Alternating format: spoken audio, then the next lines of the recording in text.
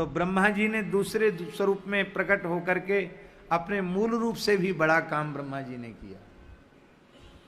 और इसी श्रृंखला में हम कहें ज्यायान भवति जायमानः के क्रम में तो वही महर्षि वाल्मीकि भक्तमाल ग्रंथ के अनुसार कलि कुटिल जीव निस्तार हित वाल्मीकि तुलसी भयो। तो जब तुलसीदास जी के रूप में प्रकट हुए तो और अधिक सबके लिए उपादेय और ग्राह्य हो गए। आहा, क्या कहना है, गोस्वामी जी ने क्या नहीं कह दिया।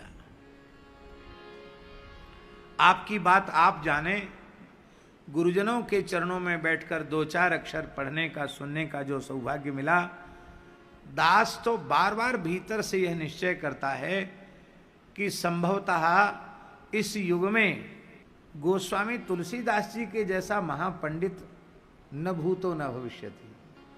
अगाध ज्ञान है गोस्वामी जी का, अगाध ज्ञान। किसी भी पक्ष से देख लें।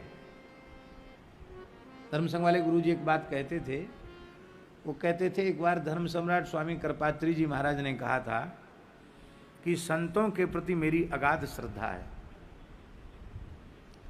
पर भक्ति काल में अनेक संत हुए और उन्होंने अपनी अपनी वाणियां भी प्रकट की, पर सभी वाणियां हमारे गले के नीचे नहीं उतरती हैं।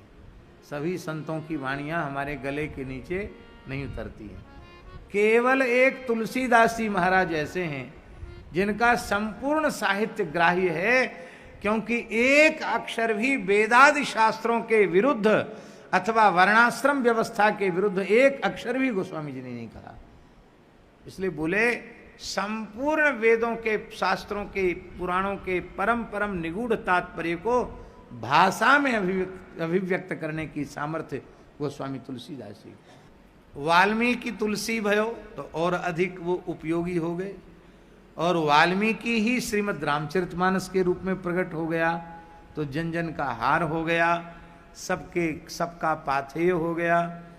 और रामचरितमानस न होता तो हम साधु तो करते क्या हैं।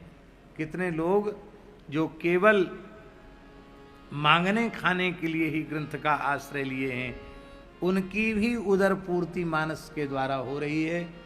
उनको भी यश कीर्ति धन सब कुछ मिल रहा है, और यदि निष्काम भाव से आश्रय लें तो भगवत प्रेम भी उन्हें प्राप्त होगा। और मेरा ऐसा मानना है कि सकाम भाव से भी कोई सद्ग्रंथों का आश्रय ले, ईमानदारी से ले, तो अंत में वे ग्रंथ उसे निष्काम बना